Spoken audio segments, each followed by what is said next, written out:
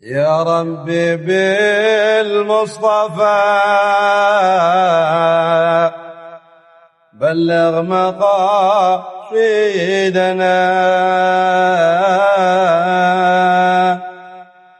يا ربي بالمصطفى بلغ مقاصدنا واغفر لنا ما مضى يا واسع الكرم. Sahabat Anas bin Malik meriwayatkan sebuah hadis kursi fima yaqulu tabaraka wa ta'ala ya bna Adam. Dalam hadis kursinya Anas bin Malik meriwayatkan sebuah hadis kursi yang Allah berfirman, wahai anak-anak Adam, innaka ma da'autani wa rajautani ghafartu laka ala ma kana minka wala ubali.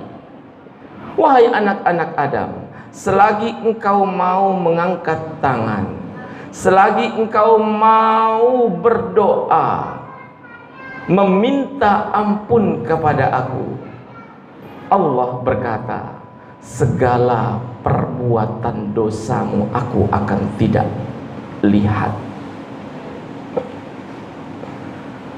Sesungguhnya hadis kursi ini begitu sangat gamblang.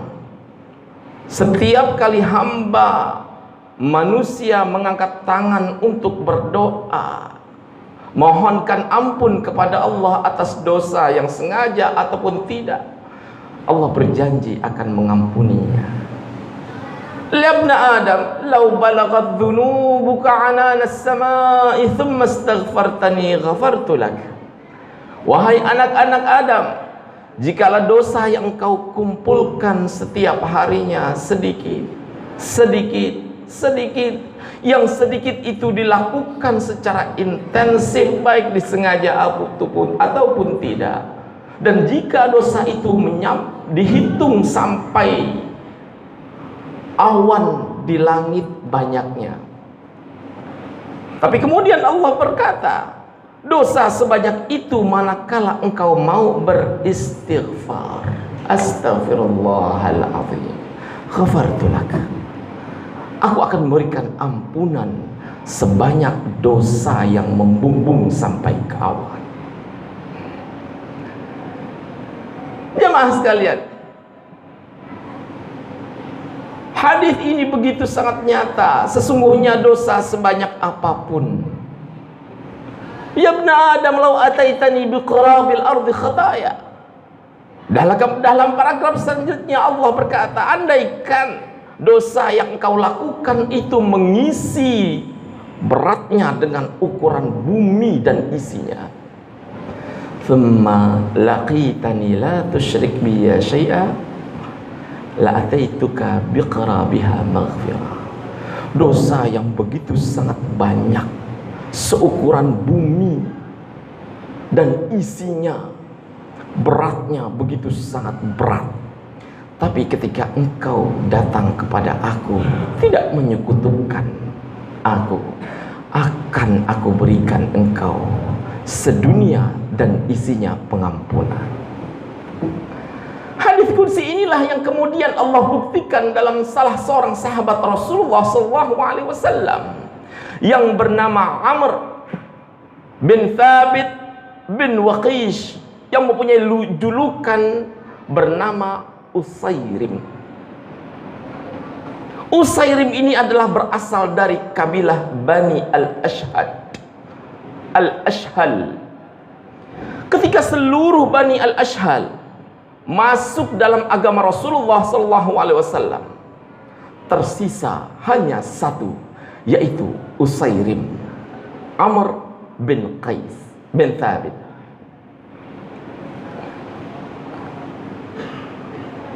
Keengganan dia untuk masuk ke dalam agama Rasulullah dan lain tak bukan karena sebuah proses yang dia lalui. Apa yang dia miliki saat ini tak lain dan tak bukan harta yang dia dapatkan semuanya yang berada di tangan dia adalah hasil dari riba yang diharamkan oleh ajaran Rasulullah SAW. Dalam proses itulah kemudian Allah memberikan sebuah hidayah.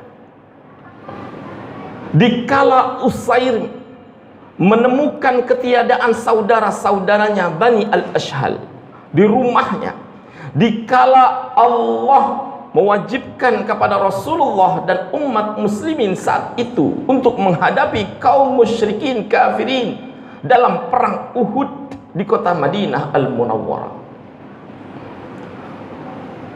Usairim tidak menjumpai saudara-saudaranya di rumah. Usairim tidak menjumpai teman-temannya yang ada dekat dengan rumahnya. Usairim tidak menjumpai siapapun yang disebut kerabat dan koleganya satu turunan Bani Al-Ashhal.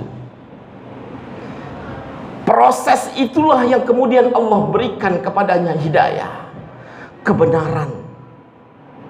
Ajaran Rasulullah semakin meyakinkan aku lantaran semua keluargaku mengikuti Rasulullah berjuang dalam peperangan Uhud. Di saat hidayah itu datang, lantas sebelum dia mengucap, lalu dia berucapkan asyhadu an la ilaha illallah wa asyhadu anna muhammadar rasulullah. Dia ucapkan dalam kesendirian, dalam sebuah keyakinan sesungguhnya kebenaran bila Allah tampakkan seluruhnya akan mengikuti ajaran Rasulullah SAW. Di saat dia bersyahadat, diambillah pedang dan kelengkapan semua, baju besi ya kemudian dia bawa, berangkat dengan baju besi, pedang yang tajam dan kuda yang dia sudah siapkan, berangkat perang menuju Uhud. Namun kaum muslimin di saat itu begitu sangat tercengang. Kenapa Usairim bisa masuk dalam barisan Rasulullah SAW? Melihat ketegangan yang begitu sangat dahsyat, Usairim yang tidak diketahui dirinya telah masuk Islam oleh sahabat-sahabat Rasulullah.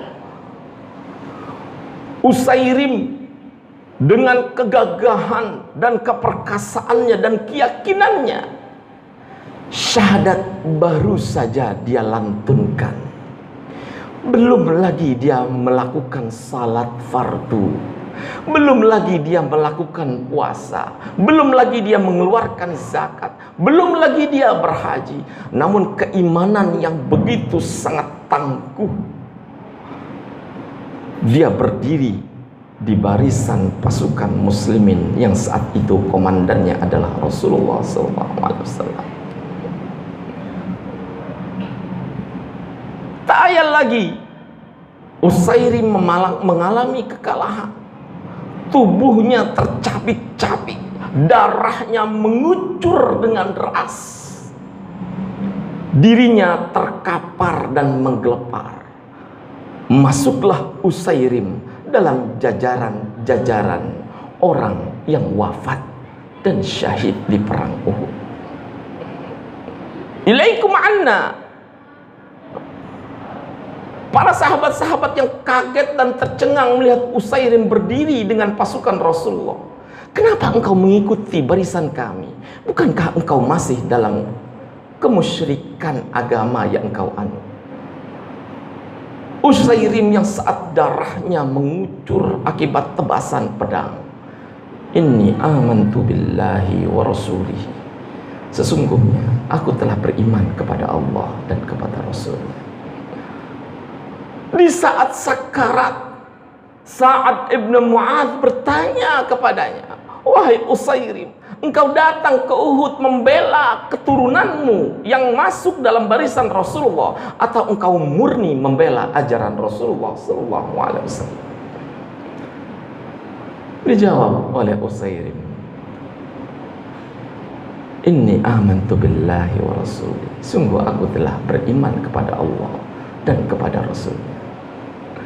Wafatlah Usairim, Amr bin Thabit bin Uqaish.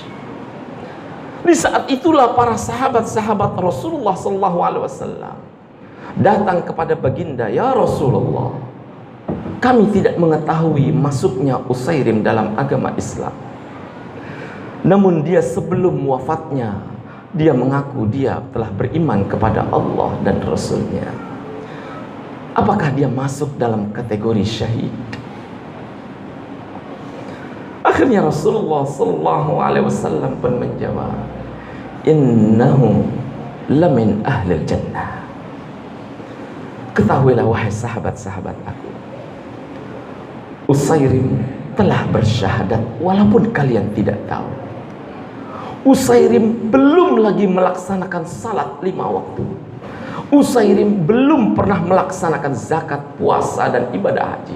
Namun keteguhan hatinya untuk memohon ampun kepada Allah dengan cara berjihad di perang Uhud, Allah sudah jamin dia adalah penghuni, salah satu penghuni surganya Allah Subhanahu wa ta'ala.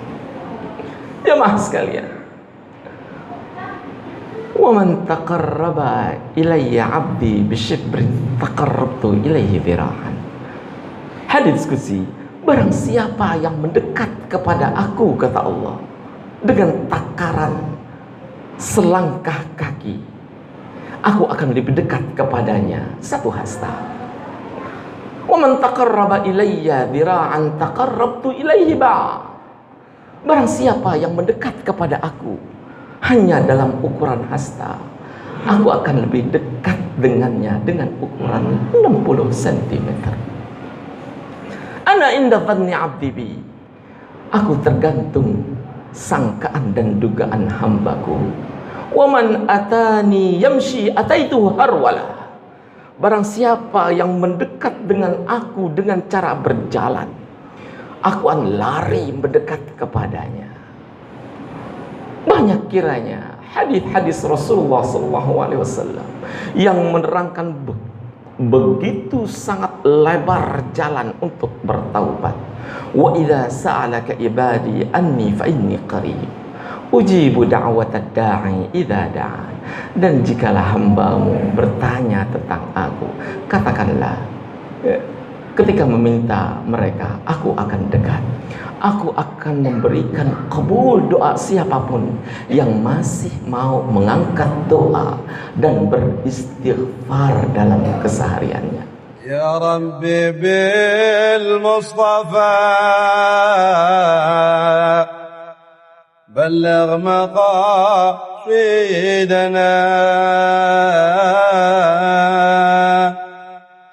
Ya Rabbi bil Mustafa balligh maqasidana واغفر لنا ما مضى يا واسع الكرم.